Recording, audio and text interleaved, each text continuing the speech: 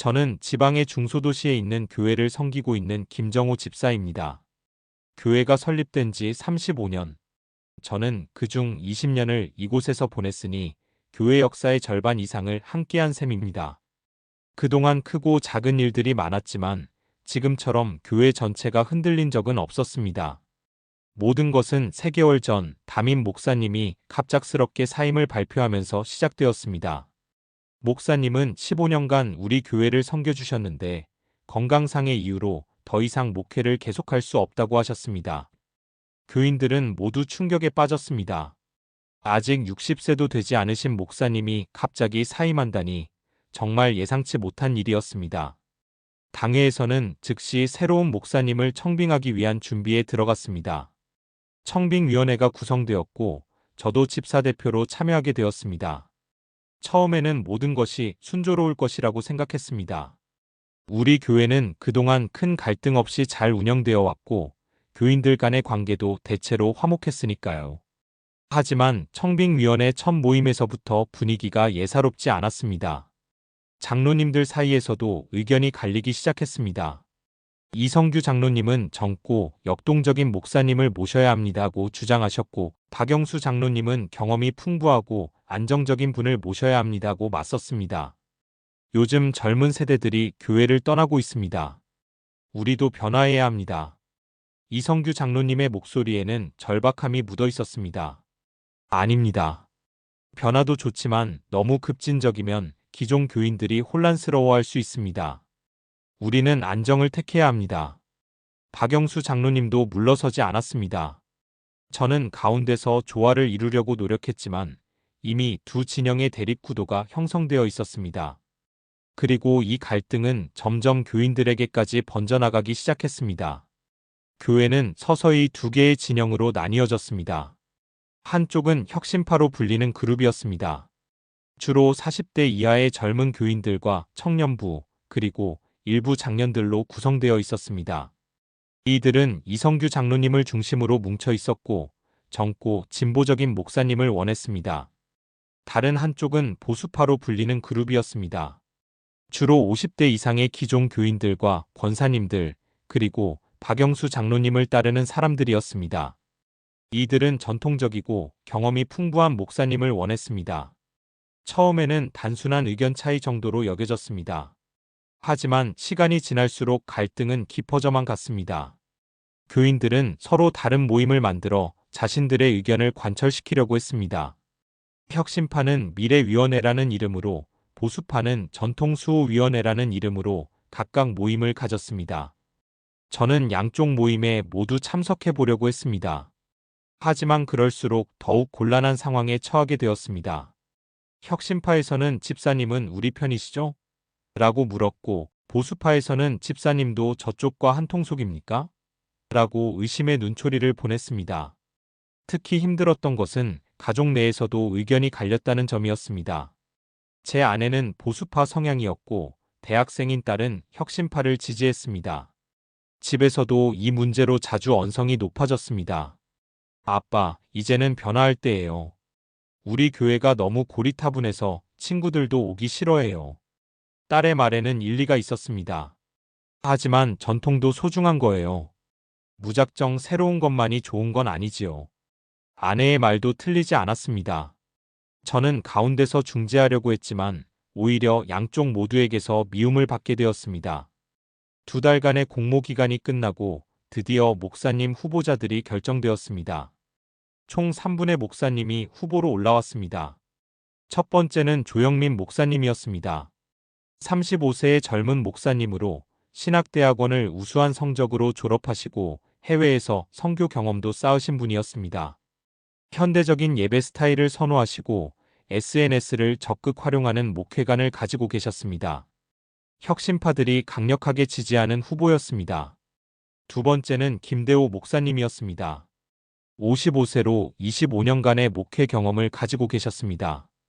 전통적인 설교 스타일과 목회관을 가지고 계셨고 여러 교회에서 안정적으로 목회하신 이력이 있었습니다.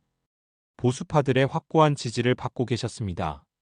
세 번째는 이상철 목사님이었습니다. 45세로 두 후보의 중간 정도 되는 연령이셨습니다.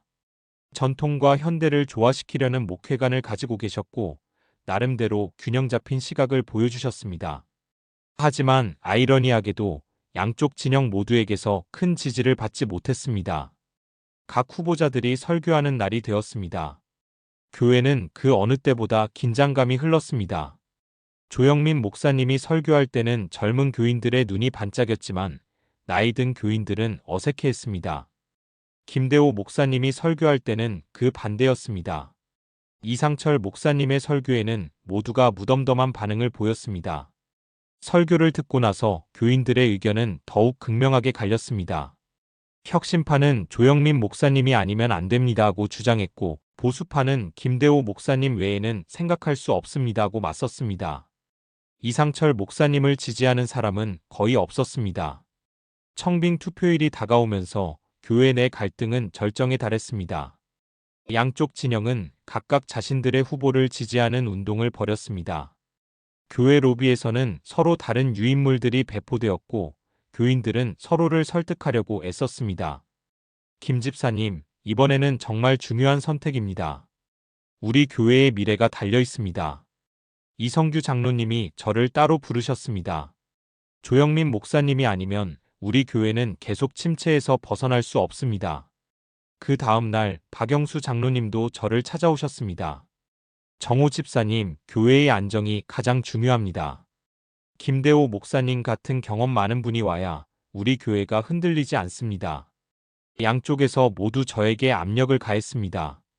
집사 대표로서 다른 교인들에게 미치는 영향력을 의식한 것 같았습니다. 하지만 저는 여전히 결정을 내리지 못하고 있었습니다. 두 후보 모두 나름대로 장단점이 있었고, 어느 쪽을 선택하든 절반의 교인들을 실망시킬 것이 분명했습니다. 갈등은 예배 시간에까지 영향을 미쳤습니다. 같은 교회 같은 예배당에 앉아 있으면서도 교인들은 서로 다른 편에 서 있었습니다. 예배 후 교제 시간에는 각자 자신의 진영 사람들끼리만 모여 앉았습니다. 교회 학교 교사들도 두 편으로 나뉘어 아이들 앞에서 서로 다른 목소리를 냈습니다. 심각한 것은 청년부에까지 갈등이 번졌다는 점이었습니다. 청년부는 대부분 조영민 목사님을 지지했지만 일부는 부모님의 영향으로 김대호 목사님을 지지하기도 했습니다. 청년부 모임에서 말다툼이 벌어지는 일도 있었습니다. 우리 교회가 이래도 되는 건가요? 청년부 회장인 박민수 형제가 저에게 하소연했습니다. 믿음의 공동체라는 게 이런 건가요? 서로 미워하고 대립하는 게 교회의 모습인가요? 민수의 말에 가슴이 아팠습니다. 20년간 이 교회를 사랑해왔지만 지금의 모습은 정말 교회답지 않았습니다. 하지만 어떻게 해야 할지 방법을 찾을 수 없었습니다. 갈등이 길어지면서 가장 힘들어하는 사람들은 새신자들과 신앙이 연약한 교인들이었습니다. 그들은 교회의 분위기를 감지하고 서서히 발걸음을 돌리기 시작했습니다. 집사님, 저희 교회가 왜 이런 건가요? 6개월 전에 등록한 새신자 이미영 자매가 저에게 물었습니다. 교회는 사랑이 넘치는 곳이라고 들었는데 여기는 왜 이렇게 분위기가 삭막한가요? 미영 자매의 질문에 답할 말이 없었습니다. 그저 곧 괜찮아질 거예요 라고 말할 수밖에 없었지만 저 자신도 확신이 서지 않았습니다. 더 안타까운 것은 교회 학교 아이들이었습니다. 아이들은 어른들의 갈등을 그대로 보고 느끼고 있었습니다. 주일학교 교사들이 서로 다른 편에 서서 아이들 앞에서 대립하는 모습을 보이니 아이들도 혼란스러워했습니다. 선생님, 우리 교회에 새 목사님이 오시면 우리는 어떻게 되는 건가요? 초등부 아이 하나가 교사에게 물었습니다. 아이들까지 불안해하는 모습을 보니 정말 마음이 아팠습니다. 권사님들 사이에서도 갈등이 심해졌습니다. 특히 김순자 권사님과 이정희 권사님은 한때 가까운 사이였는데 이번 일로 완전히 등을 돌렸습니다. 정희 권사님이 저렇게 완고한 분인 줄 몰랐습니다. 순자 권사님이 저에게 하소연했습니다. 30년 넘게 알고 지낸 사이인데 이제는 인사도 제대로 안 해요. 반대편에서는 정희 권사님도 비슷한 말을 했습니다. 순자 권사님이 그렇게 경솔한 분인 줄 몰랐습니다. 젊은 목사님만 오면 모든 문제가 해결될 거라고 생각하시나 봅니다. 오랜 신앙의 동역자들이 서로 상처를 주고받는 모습을 보는 것이 가장 힘들었습니다. 이들의 관계는 새 목사님이 오신 후에도 쉽게 회복되지 않을 것 같았습니다. 집사대표로서 저는 양쪽의 압력을 받으면서도 객관적인 판단을 내려야 했습니다. 밤마다 기도하면서 하나님의 뜻이 무엇인지 묻고 또 물었습니다. 하지만 명확한 답을 얻기는 쉽지 않았습니다. 조영민 목사님의 장점은 분명했습니다. 젊고 열정적이며 현대적인 감각을 가지고 계셨습니다. 침체된 교회에 새로운 활력을 불어넣을 수 있을 것 같았습니다. 젊은 세대들의 마음을 사로잡을 수 있는 분이셨습니다. 하지만 우려되는 점도 있었습니다. 목회 경험이 상대적으로 부족했고 급진적인 변화를 추구하다가 기존 교인들과 갈등을 빚을 가능성도 있었습니다. 특히 나이 든 교인들이 적응하기 어려울 수도 있었습니다. 김대호 목사님의 경우에는 경험이 풍부하고 안정적이라는 장점이 있었습니다.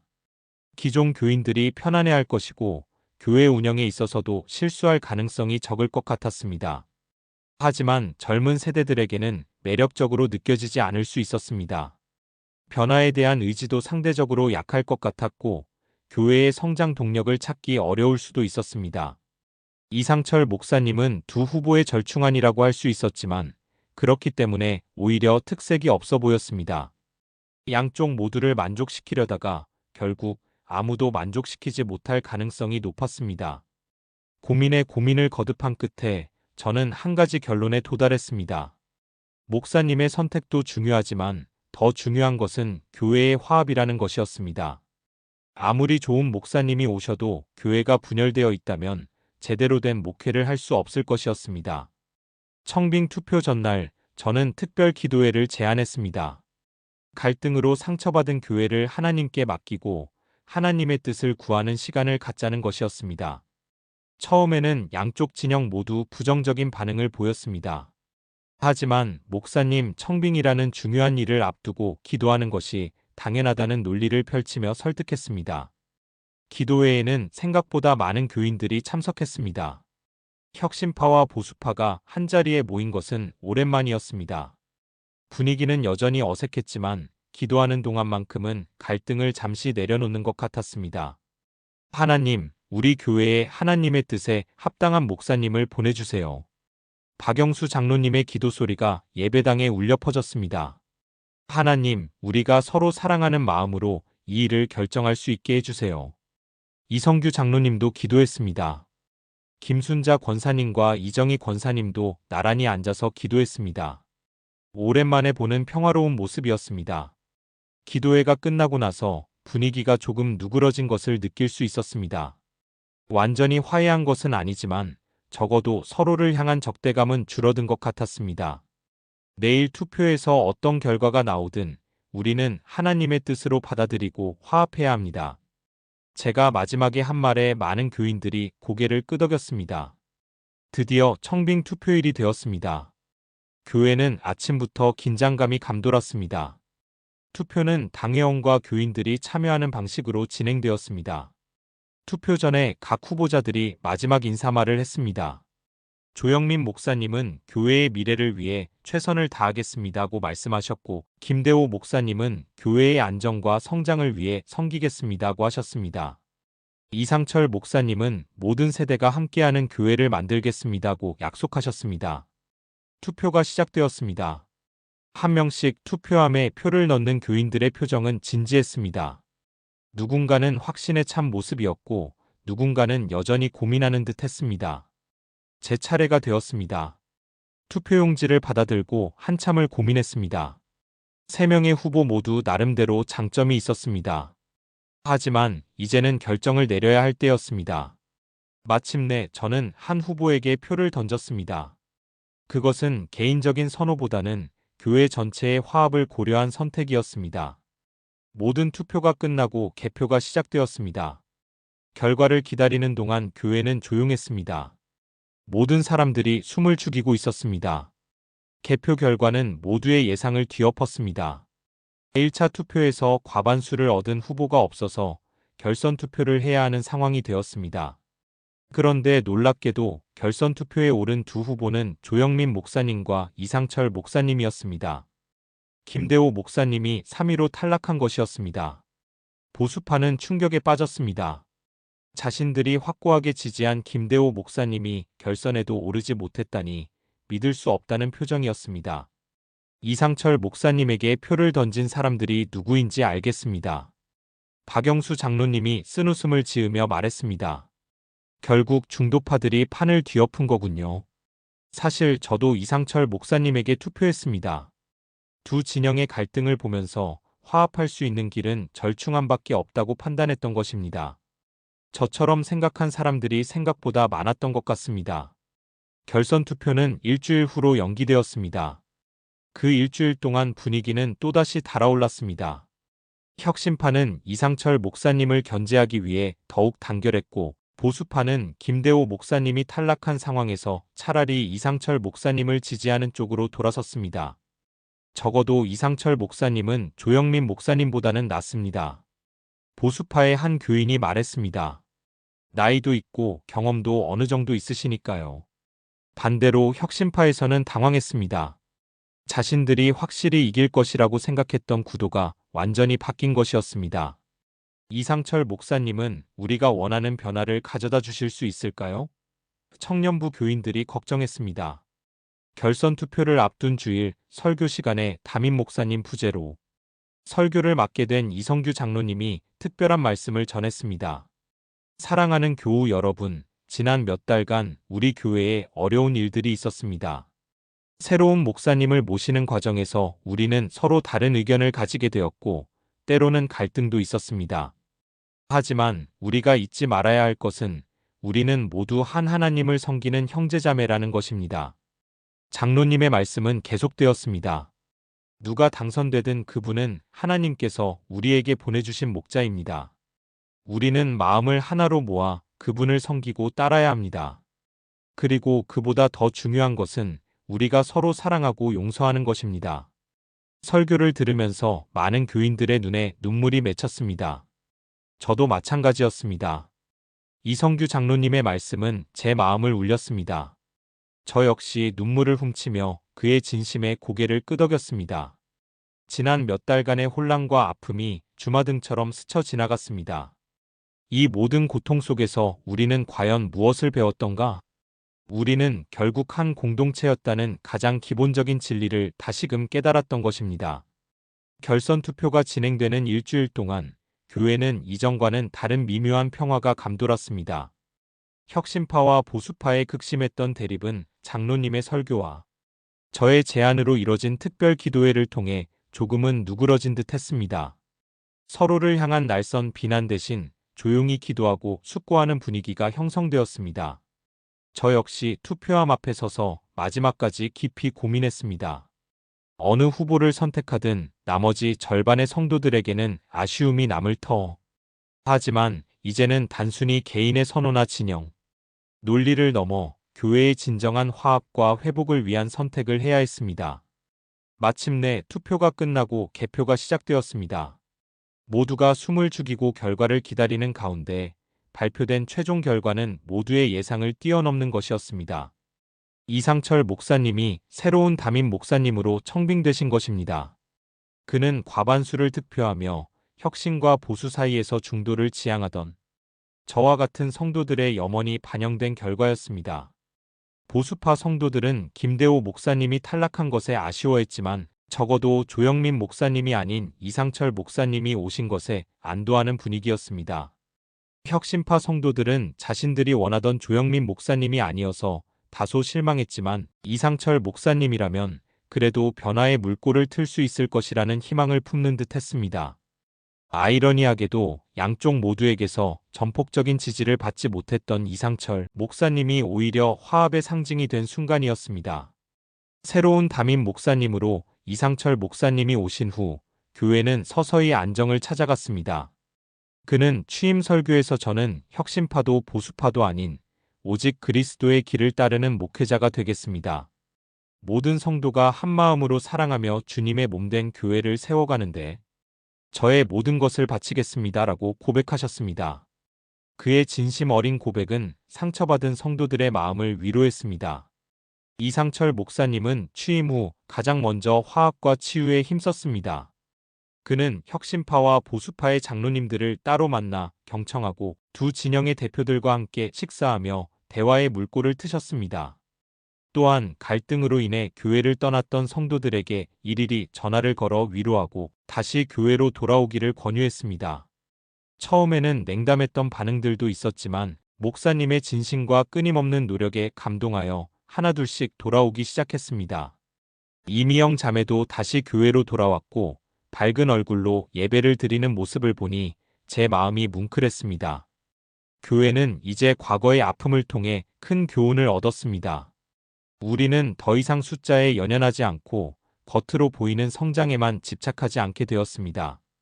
대신 하나님의 말씀을 더욱 깊이 탐구하고 성도들 간의 사랑과 섬김을 최우선 가치로 여기게 되었습니다. 또한 소그룹 모임을 활성화하여 성도들이 서로의 아픔을 나누고 위로하며 진정한 공동체 의식을 회복하도록 도왔습니다. 물론 모든 상처가 한순간에 아물 수는 없었습니다. 여전히 갈등의 흔적이 남아 있었고 회복해야 할 부분도 많았습니다. 하지만 우리는 함께 기도하고 노력하며 한 걸음 한 걸음 나아갔습니다. 김순자 권사님과 이정희 권사님은 여전히 서먹했지만 예배 후에는 서로에게 먼저 인사하고 작은 미소를 나누는 모습을 보게 되었습니다. 저는 그 작은 변화에서 큰 희망을 보았습니다. 20년 넘게 섬겨온 저희 교회는 가장 큰 위기를 겪었지만 그 고난을 통해 더욱 단단해지고 성숙해졌습니다. 우리는 이제 더 이상 외부의 이단에 흔들리지 않는 사랑과 신뢰 위에 굳건히 선 공동체가 되어가고 있습니다. 여전히 부족하고 연약하지만 우리는 믿습니다. 하나님께서 우리 교회를 사랑하시고 이곳에서 새로운 역사를 써내려 가실 것을 믿습니다. 이 모든 과정이 저에게는 교회란 무엇인가를 다시 생각하게 하는 값진 시간이었습니다. 당신의 교회는 어떤 어려움을 겪고 있고 그 안에서 어떤 희망을 보고 계신가요?